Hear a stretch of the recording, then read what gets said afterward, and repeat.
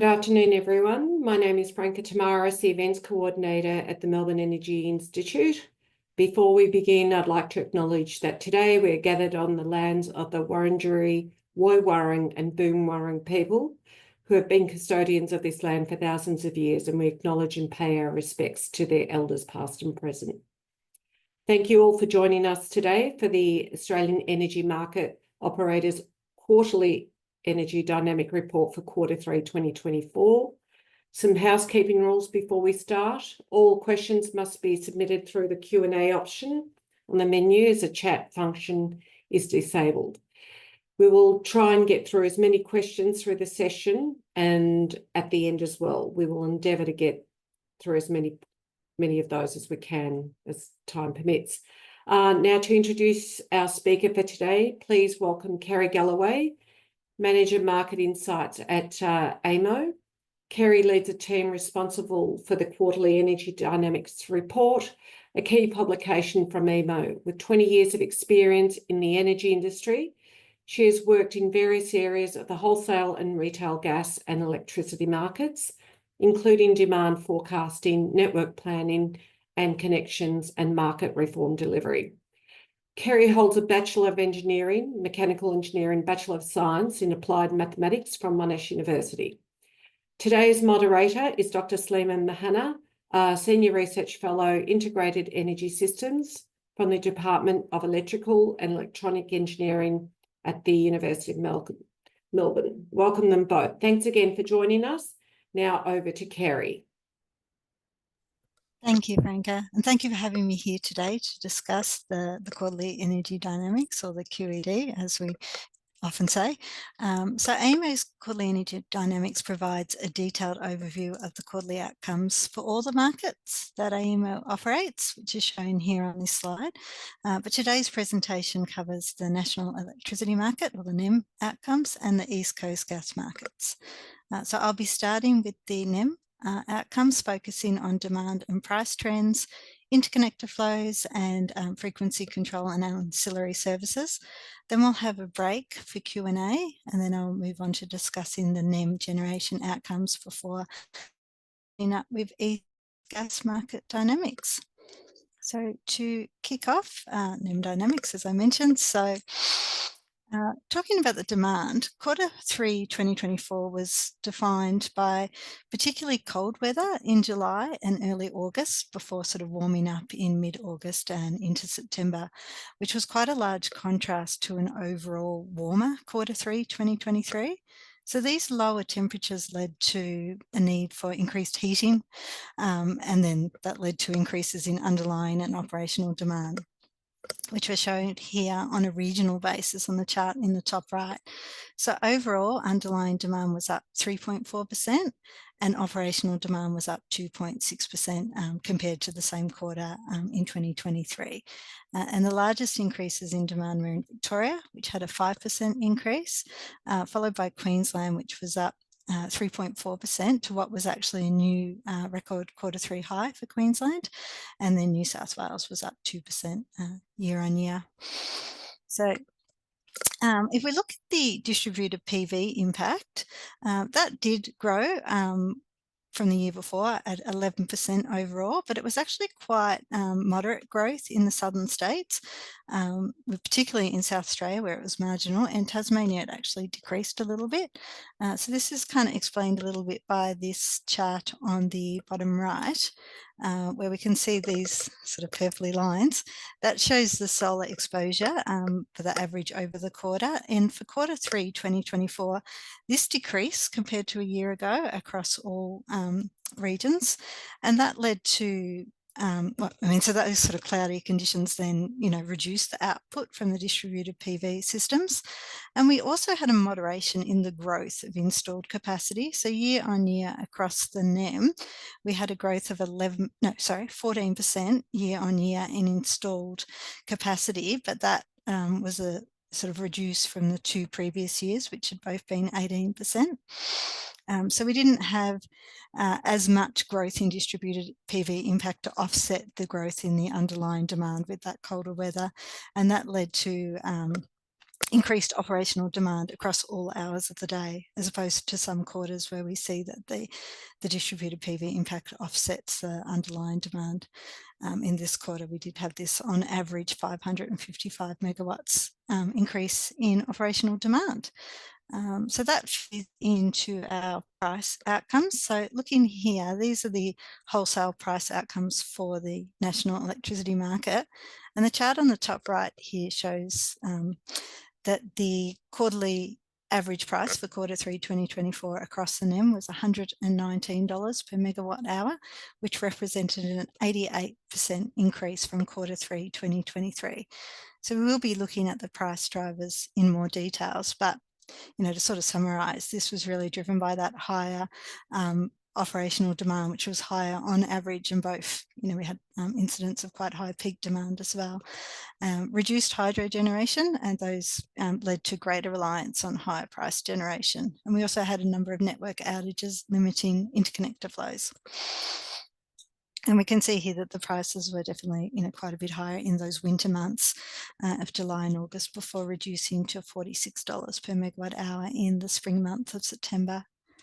So we look at the chart on the bottom right to show the regional breakdown. This shows on a year-on-year basis. It's kind of the dark purple versus the red. The prices increased across all regions, in both what we call the energy component, which is the contributions of prices under $300 per megawatt hour, as well as in the cap component, which is the contribution of prices over $300 per megawatt hour. Tasmania had the greatest increase in the energy component, and South Australia had the greatest increase in the cap component. And I'll go into the reasons for that in a little bit. Now, before I move to the price drivers, I was just going to touch on the negative prices. So this chart on the bottom left here shows the percentage of intervals that record either a zero or a negative price for the quarter. And for Q3 2024, that was a slight increase from the year before. So it was 19.5 dispatch intervals, with that driven by increases in New South Wales, Victoria and South Australia. Okay, so the next two slides will be looking at the sort of price drivers, and I'll be starting with those that really impacted this cap component, or the sort of volatility component. So if we look at, starting in the chart on the top right here, this shows the cap component across the different NEM regions for this quarter compared to previous quarters. So we could see it was quite high in this quarter, and also that South Australia had almost 50% of the total cap. And the chart underneath sort of illustrates part of the cause of that, which was we had price separation between South Australia in the orange here and Victoria. So for most large part of the day, those prices sort of sit together, but we can see that a little bit in the morning peak, but then definitely in the evening peak, we had South Australia having higher prices than Victoria, and that was driven by combination of factors, including particularly cold mornings and evenings, driving heating demand, some low wind conditions, but network outages limited the ability of the Hayward interconnector between South Australia and Victoria to transfer lower price generation from Victoria into South Australia. And in fact, in South Australia, we had 218 intervals with prices above $1,000 per megawatt hour. And in 71% of those intervals, the Hayward interconnector into South Australia was limited to less than 100 megawatts. And in 80% of those intervals, the wind generation within South Australia was less than 200 megawatts, which was quite low. So, the combination of these factors and that higher demand led to the need for higher price volumes of gas and battery to be dispatched in those intervals. And then looking at the, so the rest of the NEM, or the NEM in total, we also had some periods in late July and early August, culminating on the 5th of August, with some really high demands, particularly in the evening, but also in the morning, which coincided with low renewable energy output, both wind and then solar, because of the time of the day the demands were occurring. And we also had a number of the larger thermal coal generators out across that period for maintenance. And again, that led to dispatch of higher price volumes of higher price hydro output, as well as the gas in the battery. And this chart on the bottom here shows sort of an indication of the impact of those higher demand levels this quarter. So this is a percentage of dispatch intervals where we had a NEM-wide demand of greater than 28,000 megawatts. And that was up over 6%, which was 3 times higher than the year before, which is down around 2%. And the average wholesale price in the NEM in those periods was $470 per megawatt hour compared to $213 per megawatt hour. So these high demand periods were quite significant in leading to the price increases year on year. Okay, so then looking at the price setting dynamics for the quarter. So the figure on the top here shows both the percentage of time that each fuel type set the price, as well as the price that it set when it was marginal for quarter 3 24 and quarter 3 2023. So if we look at the sort of the more energy component, so the sort of prices under $300 per megawatt hour, we had 2 sort of main drivers of the increase in that. So one was the fact that we had the higher operational demand, which led to higher gas and black coal generation with higher prices than marginal. So we can see here that the coal set the price at $85 per megawatt hour compared to $72 in the year before. And the gas set the prices at $272 per megawatt hour as opposed to $151. So it's almost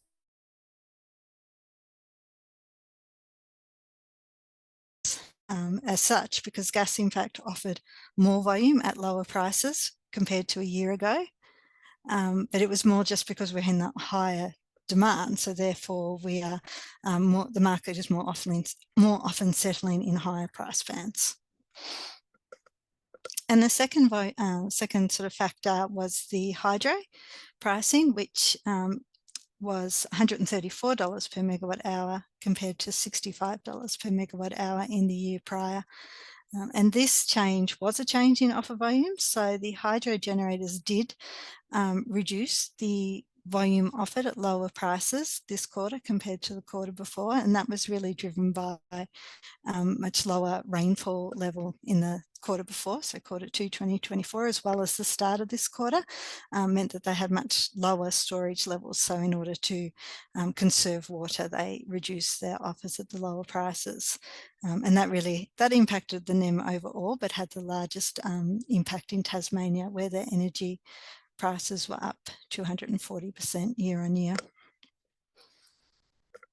And then if we just look at the cap component, this really just summarises what I talked about on the slide before, where we had the higher evening peak demand, the thermal outages and coincident incidents of low VER leading to tight supply and demand conditions, as well as those interconnector limits impacting SA in particular. Sorry, I've just seen that somebody's asked how the cap return defined. It's just the averaging the price, the average of the price is over $300 per megawatt hour. And it is to represent the price of a cap contract. Hopefully that's clear enough, but I'll keep going. We can go back to the questions later. Now, shifting to interconnector flows, here I'll just summarise the main sort of changes this quarter. So this chart, or the map on the left, shows the regional reference prices, which I mentioned, as well as the average net transfer between regions. And we can see, for the most part, those average flows, the directions of those average flows are from the lower price region to the higher price region, as expected. The only exception here was the South Australia to Victoria, where we had a reversal of flows from the year before. So the year before we had average flows of 164 into South Australia, into South Australia from Victoria, and this quarter we had the average net flows of 48 megawatts into Victoria, and that was really driven by those restrictions on the Hayward interconnector, which often limited the export limit into South Australia. In fact, it was reduced to 50 megawatts or less for 17% of the total dispatch periods, which therefore and in some of those periods we had price volatility and increased prices in Adelaide or South Australia. And the other main change in the interconnector dynamics was a reversal of flows between Tasmania and Victoria, shifting from an average of 138 megawatts northwards to 189 megawatts southwards to support Tasmania with the decrease in the hydro generation that it had this quarter. Okay, so just moving to the FCAS cost outcomes, we did have quite a decrease in FCAS costs this quarter, from 40 million in Q3 2023 down to 27 million in Q3 2024, with all regions apart from South Australia having decreased in their FCAS costs. South Australia had a $3 million increase, which was really driven by that price volatility they experienced, particularly on the 5th of August. Now, batteries continue to be the dominant technology providing FCAS, with 50% volume share, up from 40% a year ago, and the other technologies experience in increases in enablement and demand response, which was up 120 megawatts, and the virtual power plants, which was up 160 megawatts. And these three technologies, the batteries, the demand response, and the VPP, are all the main providers of the 1 second FCAS markets, which is helping drive that increase in enablement.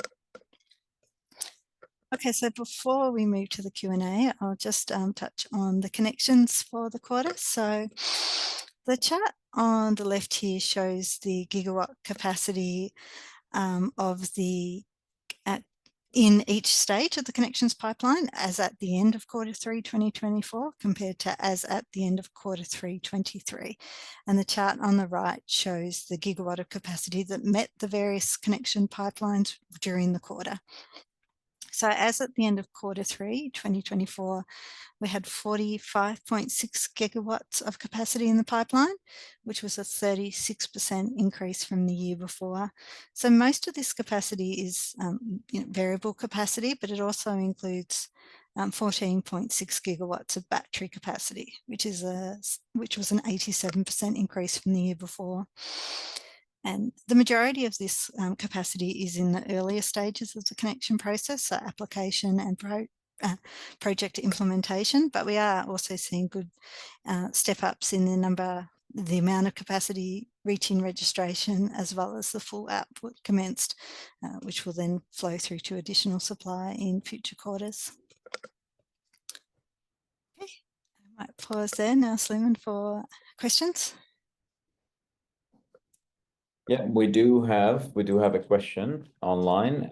So the question is, how is cap return defined? The understanding is that it is the person does understand that it's an average price, but are you just averaging the price with and without the intervals that have prices higher than $300 per megawatt hour, or does this, and if yes, how does this relate to the price of cap hedging contracts, or is this a separate cost? Yeah, so it's just the averaging of the prices above the 300 and the energy is the average of the price under, and it's an indication of the cap. It's not actually we're not actually involved in the pricing of cap contracts at AEMO, so it's an indication of that.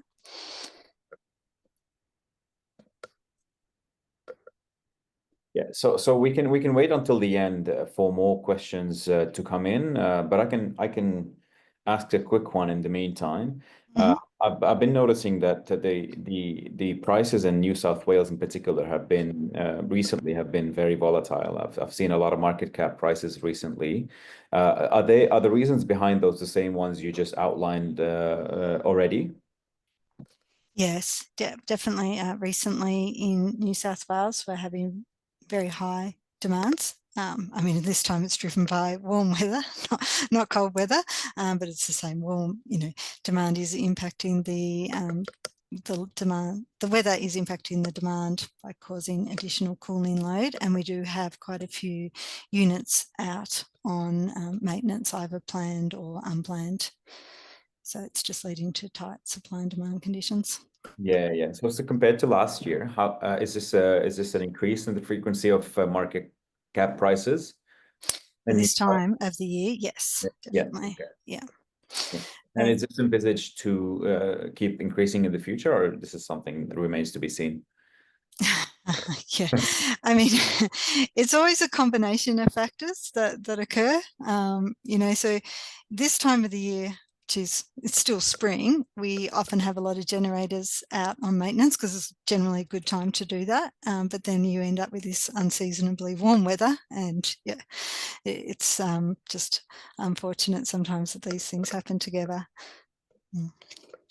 Thanks, Kerry. I guess we can just keep going with the rest of the presentation and wait for more questions to come in at the end. Cool. I do see that Patrick has asked what FCAS is. Is that come up? Yeah. Because I'm not sure if I was. I'm not sure what the question exactly is. Yeah, it's the frequency control ancillary services. So I might not have spelled it out, but I'm probably not going to want to explain what frequency control ancillary services are in detail. But I'll just say that's the abbreviation. I thought the question was: is AFCAS really increasing or decreasing in average prices? That's what they meant, but that's okay. Oh, okay. Frequency cool. control. Excellent. Okay, we'll move to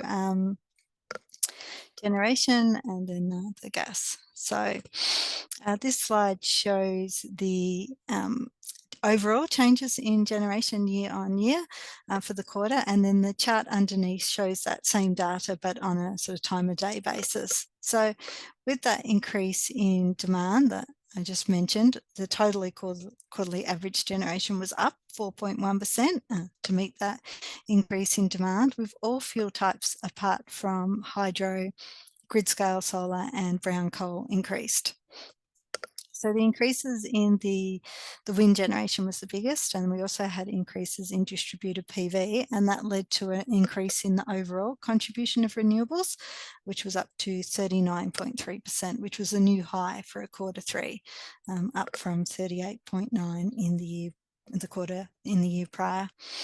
Now, thermal generation also increased overall. We've increased black coal fire and gas-fired generation. So that did lead to an increase in the NEM total emissions compared to a year prior. But the emissions intensity decreased due to the changes in supply mix contribution by fuel type shown in the table. So even though the black coal increased in relative terms, its contribution to the overall supply mix decreased, and wind increased its proportion of its contribution the most out of all fuel types, up by 2.3 percentage points. So we'll look a little bit more at the individual fuel types. Starting with the coal-fired and the gas-fired generation. So these both increased overall. For the black coal, it was the New South Wales fleet that increased their generation. It was up 7%, and that was despite a decrease in availability. And in Queensland, it was the other way around. They had a 4% decrease in generation with a small increase in availability.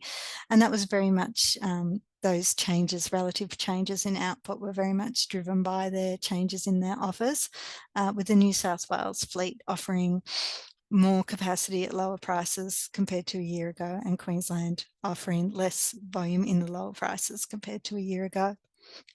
Our brown coal generation was quite similar to a year ago. It decreased marginally with a small increase in availability, a little bit less capacity on full unit outage.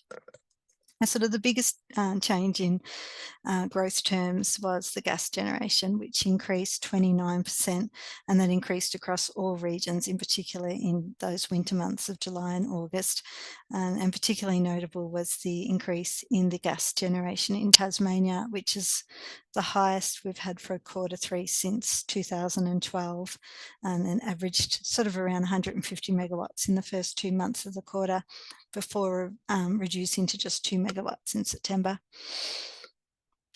Okay, and that brings us to hydro generation, which decreased 22% year on year, and that was the lowest Q3 level since 2008. So it was, really quite low, with decreases in all regions apart from Queensland, and Tasmania was particularly impacted with a 30% decrease, year on year. And if we look here at the chart on the bottom left, we show the offer curve for all the hydro generators across the NEM, and we can see this significant shift across to the left. So we had a reduction of around 600 to 1,000 megawatts less volume offered at prices between $50 and $300 per megawatt hour this quarter, which impacted those price setting dynamics, which I showed earlier. I did note that the energy and storage dam in Tasmania at the end of the quarter was at 48%, which was a more kind of average, or sort of in line with the sort of longer term storage level, as opposed to, being much lower than average at the start of the quarter. So those rainfall levels did pick up over the quarter, and the levels did recover. Okay, so VER generation. VER being the wind generation and the grid scale solar generation. That overall was actually at a new quarter high, really, but that was driven by the wind generation, which was up 21%. And we can see on the regional chart here on the top that this was driven by increases in New South Wales, Victoria and South Australia. And that was overall, we had some new capacity, if we look at the breakdown underneath, and new availability from commissioning, but it was really driven by increases at the existing availability, with the wind sort of availability capacity factor. Sorry, my camera has played up. Hopefully you can still hear me, Sleeman. Yes, I can. Yeah. Sorry. I think my internet connection's struggling, was at 39.5%. So people may remember Q2 2024 being quite a, called a wind drought that was down at 25.3.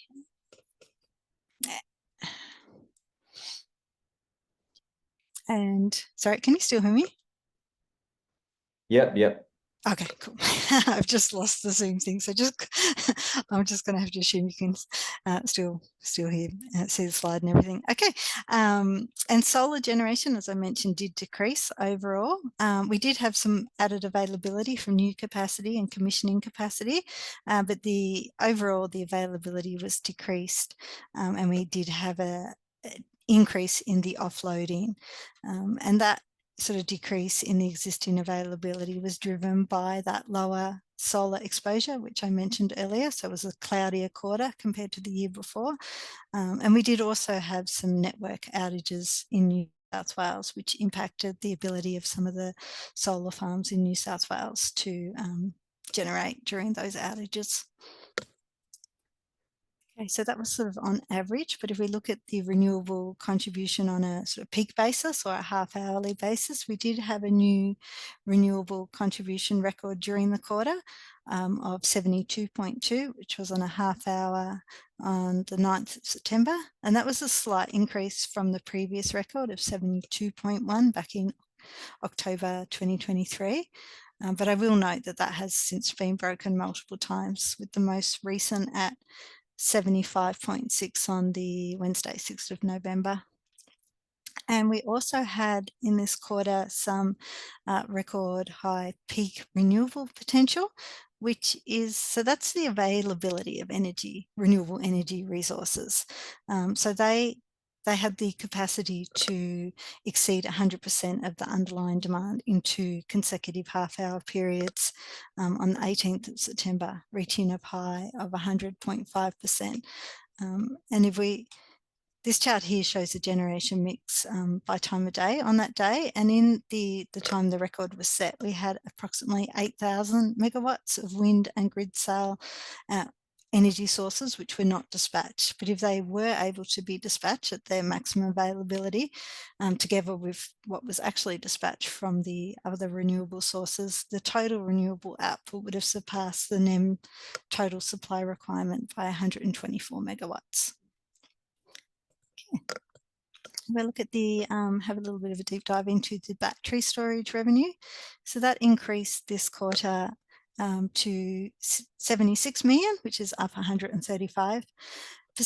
And that was driven by increases in the arbitrage revenue, with the FCAS revenue actually being lower this year at 12 million with those lower FCAS prices I mentioned. So FCAS revenue as a proportion of the total battery revenue was actually only 16% this quarter, which is a drop from 46% in the previous quarter.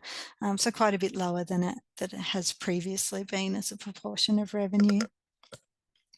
And we look at the energy arbitrage revenue. So the revenue was 78 million, which was a 258% increase, so quite a big increase, which did offset an increase in the energy costs, which rose to 14 million. And of the 78 million of the energy revenue, that actually includes the revenue that the batteries will get when they charge at negative prices, and that was 14 million for the quarter. And they also had 43 million of this revenue was earned by dispatching at prices over $300 per megawatt hour.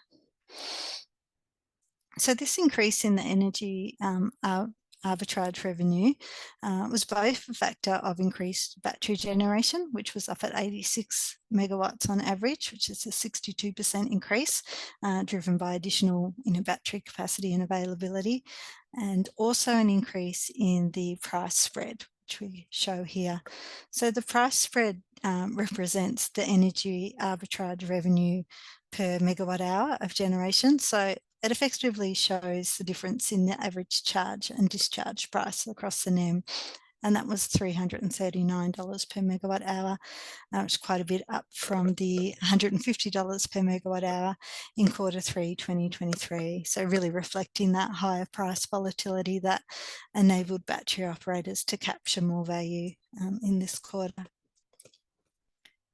Okay, so I'll move to the East Coast gas market dynamics now. So starting with the prices, they averaged $12.50 per gigajoule hour across Q3 2024, starting higher and then beginning to soften as temperatures began to warm up and the need for gas-fired generation began to reduce in September. And the average prices across all the East Coast gas markets through the quarter were 18 to 20% higher than Q3 2023's, and that was mainly due to the change from the warmer weather back in Q3 2023. And domestic prices, although domestic prices went down as the quarter progressed, but the ACCC LNG netback price did move in an upward direction. And that was being driven by increased demand for gas-fired generation in Northeast Asia, as they had a very warm summer there. So, excuse me. The total East Coast gas demand increased by 3% compared to Q3 2023, with that largest increase coming from demand for gas-fired generation, which was up 7 petajoules, sort of a 29% year-on-year increase. The demand for the commercial and industrial and residential across the gas markets was only up a small amount of 0.5 petajoules, and the Queensland LNG demand was up 5%, 5 PJs, sorry. And that was really driven by the AP LNG demand, which had its highest exports for Q3 since the Gas Bulletin Board began tracking flow data. So just look at the exports for a moment. So from Victoria, we did actually have an increase in gas exports, with the largest contributing factor being to exports from Victoria to Tasmania, which were just over 3.5 petajoules. And this was the highest Q3 since 2012, with the reason for that being that increase in gas-fired generation in Tasmania, which was the highest Q3 since 2012 as well. And that gas-fired generation demand is just illustrated on the chart on the right. And we can see that generally the demand for gas-fired generation in Tasmania is very small, if not zero, but we could see it pick up over those last months with the lower hydro generation. And gas production, so we can, excuse me, the production data which is sourced from the Gas Bulletin Board shows that the Longford production for the quarter was 58 petajoules, and this was the lowest Q3 production since 2008, or since data reporting began in 2008, and the capacity was 65 petajoules. So when you look at that as a production versus capacity, it showed that there was a 90% utilisation for the facility, and this continues to reflect the declining gas reserves in the Bass Strait fields connected to Longford, and was one of the reasons why AEMO published the East Coast Gas System Risk or Threat Notice, which was then revoked during the quarter on the 23rd of August, when temperatures were warming up and the demand for gas-fired generation was decreasing and the storages were recovering. And if we look at the changes in the production year on year, we can see that the largest increase was actually at Otway, which was an almost 10 PJ increase, and that was a result of the Enterprise gas fields, which commenced production around late Q2 2024. Now, the nameplate rating for the Otway production facility is around 250 TJs a day, which will assist in managing periods of high demand, but with Longford's gas plant 1 to be formally retired soon, there's going to naturally be a focus on supply and demand in Victoria going forward.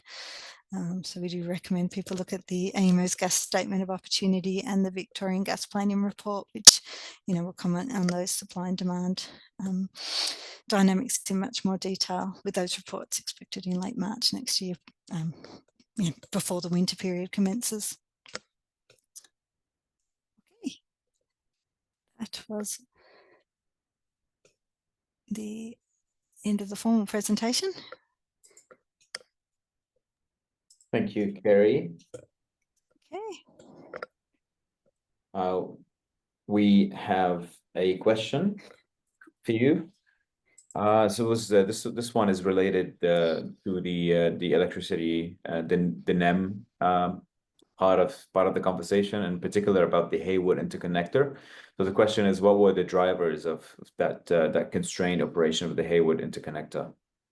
Okay, yeah, there were actually a few different outages that occurred on some of the lines that sort of make up the Haywood interconnector or around that area, and that when those lines are out, we then have what we call a risk of separation if you lose another line.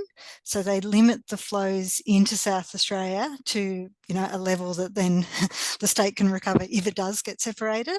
And at the time of this quarter, that was actually 50 megawatts, but due to some studies that have been going on a number of years, that has actually been increased. And I think it's when there's a risk of separation, it's kind of been increased to around 200 megawatts. So it would hopefully mean in future quarters that South Australia won't be as constrained and volatile in those periods. Thanks, Kerry. Another question. The question is, do you have a breakdown of the CNR gas demand, excluding the GPG, by state during the Q3 of 2024 compared to 2023? No, I don't actually have that. I certainly don't have it on me, and I would have to go back to the QED to check, but I don't think we do present that. I think we present the CNI across the whole markets. Thank you. So we are waiting on more questions to arrive.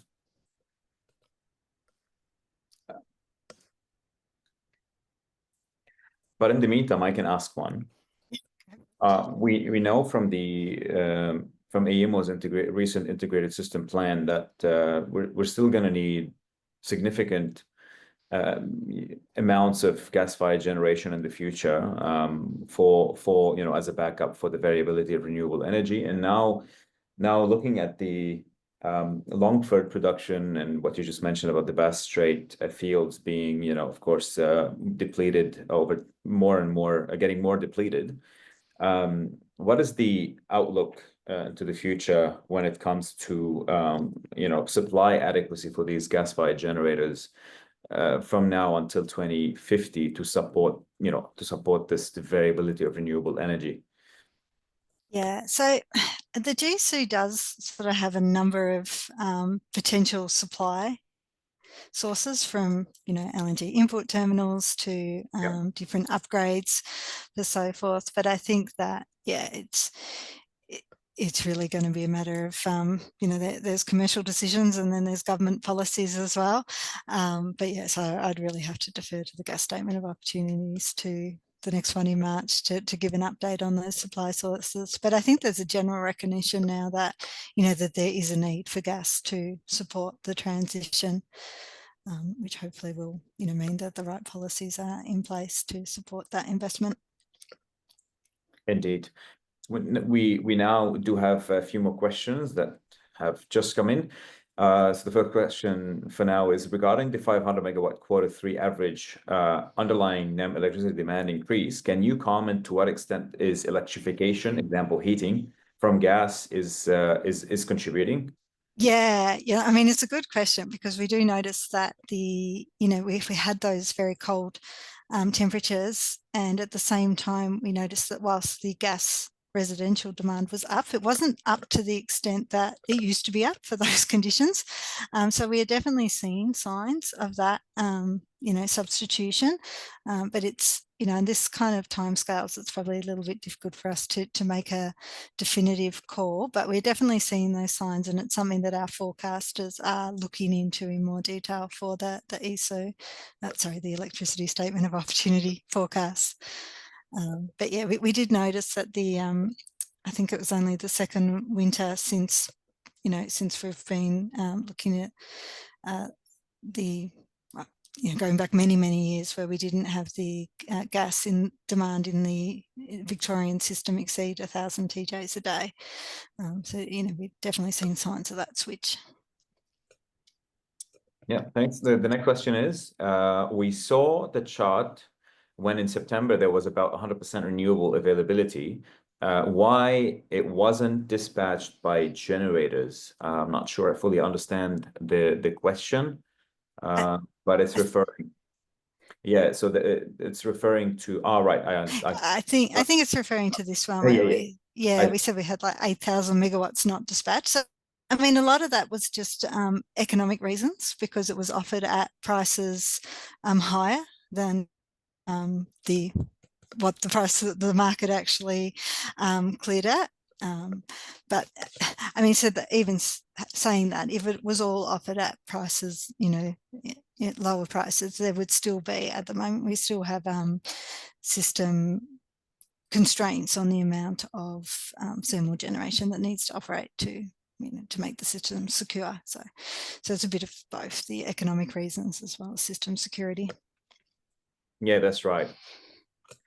So are these instances where minimum load, the minimum system load is attained?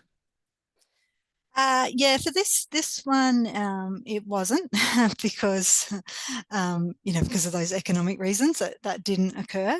And in the quarter, we didn't actually have any minimum system loads conditions reached. There was some sort of warnings of one, but it didn't happen. But I think there has been some since, and that is when you have all that rooftop PV, as well as the grid scale renewable that pushing out the thermal generation, which we need to keep running. Yeah, thanks. The next question is, in South Australia, rooftop solar has supplied 100% of demand on occasions. Does that mean it will eventually displace grid solar? If so, how long before this happens elsewhere? Yeah, well, because you do have that 100% of demand, it will displace grid scale solar, although for South Australia, we can export to Victoria, but the minimum system load conditions, as you know, when we start getting all those renewables in the system, I think they're starting now in Victoria, but it's not necessarily that the rooftop solar is displacing, you know, all demand in the other states when they'll reach, yeah. Sorry, I'm thinking about the forecast times, but it's slightly different. I'm not sure off the top of my head when I don't know that we necessarily forecast that distributed PV will reach over 100% of demand. It's more that the overall renewables are reaching over 100% of demand. That's going on. I'm not sure with the actual just rooftop PV. Sorry. I think that the best places to look for that information would be the electricity statement of opportunity demand forecasts. Yeah. So the next question is doesn't look like a question. Looks more like a statement, but I'll read it anyway. It says, you've only mentioned battery storage, while storage overseas includes smart thermal energy with residential heat pumps and seasonal thermal energy exchange. Yeah, no, that's interesting point. So here we're just talking about grid scale storages, so the batteries, or you know, we do also look at the hydro storage, whereas I am looking at this, it's more at the kind of residential or the consumer energy resource, where there is a lot of growth in that area, but it kind of feeds into the demand that we see at the grid level rather than something that we report on in the QED. Yeah. Thanks, Kerry. So we are waiting on a few more questions.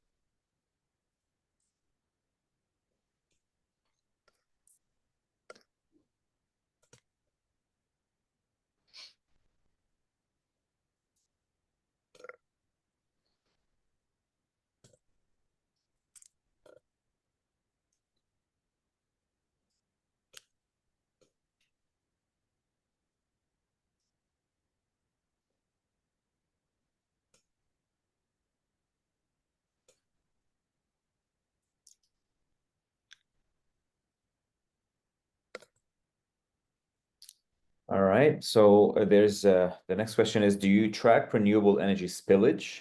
Have you observed any patterns? Yes, we do track the renewable energy spillage. So we talk about that in two sort of components. So one is what we call the economic offloading. So that's any that was offered above the price. That price is higher than what the market dispatched at. So, and we are seeing some growth in that. So that was the increase in the offloading for solar, which is on average 40 megawatts higher than the year before. And also we did also have offloading in the wind generation as well. And then we also talk about the curtailment, which is the generation that was available to be dispatched at a price that the market would have dispatched it at, but it was behind, say, a network constraint and wasn't able to. And that was pretty steady year on year. So, yeah, so we're, you know, it's probably not enough for a trend, but we're noticing that that overall the curtailment, you know, does seem to be, it's not increasing a lot in terms of amount, but the offloading does seem to be increasing as we have more growth in particularly distributed VP competing with the solar generation. Yeah. The next question is, are there any insights from the performance of gas storage at Iona in the quarter? Yeah. We do definitely cover that in the QED. I will say, I mean, that was a big part of the reason for that risk or threat notice, that the owner storage got very low in it, and then it did recover to the extent that we removed that threat notice on the 23rd of October. Sorry, August, but I don't have the exact numbers of that. But I will say that it will be very closely monitored going into the winters going forward. Thanks. The next question is there a plan to increase the availability of battery storage significantly so as to capitalize on the significant renewable output during the middle of the day? That's the first part of the question. And then it says, instead of relying on gas in the future to cover morning, evening demand. Yeah. I mean, there's definitely, I think, I can't remember the exact number, but, you know, almost 15 gigawatts of battery in the connection pipeline, which was up, you know, almost 90% on the year before. And, you know, all the encouragement from the capacity investment schemes for additional battery storage. So that is definitely, you know, there's quite a lot in the pipeline coming into the system, which will definitely help that. But I think the optimization of the ISP, which, you know, it does optimize battery as well as gas. It is still saying that that gas is kind of needed as the ultimate backstop, because you can have these periods where you can have more extended periods without, say, wind. So that, you know, you do need that ability to have that gas that's always there, because if you have a long period without the renewables, then, you know, even the batteries will, you know, they don't have that same duration as the gas. Yeah. Yeah. Thanks for that. So the next question is, does AEMO report on retirement of gas generators in Victoria? Yeah, we have the retirement dates, proposed retirement dates of all the generators in the NEM on our website. So gas and coal. Yeah, thanks for that. Next question is, do you have any thoughts on how Q3 of 2024 tracks with Australia's renewable energy transition? Well, yeah, I think ready. it just, yeah, it shows that the, you know, how the transition is happening. We're seeing these records being met, you know, being reached of new renewable targets. We're seeing the renewable potential, the connections in the pipeline that I mentioned was 45.6. That's almost 2/3 of the current capacity in the NEM. So, you know, we're definitely seeing that transition happening in those build happening to enable that transition. Yeah. The next question is, did you see changes in the bidding behavior of the market participants apart from fuel prices / availability, for example, strategic bidding? Yeah, I mean, in the high price periods, there is definitely, you know, rebidding based on, you know, forecast prices and conditions and so forth. We don't do a lot of analysis of that on the QED, because the AER has their high price report that they bring out each quarter, that sort of focusing on each interval with the higher prices. And I think they actually did released the report for this quarter that I'm talking about here on the 22nd of November, so last Friday. And that really goes into the bidding patterns of individual participants in a lot of detail. Definitely worth looking at. Yeah. No, thanks, Kerry. Now I think we've reached the end of all the questions so far. We can wait a few minutes. Franca, you be the judge. We can wait a few minutes for more questions to come in. I think they've all been addressed, so I'm happy to end it there. And thank you to you and Kerry, and thanks to our audience for joining. Thank you very much for having us, and thanks everyone for their questions. It's good.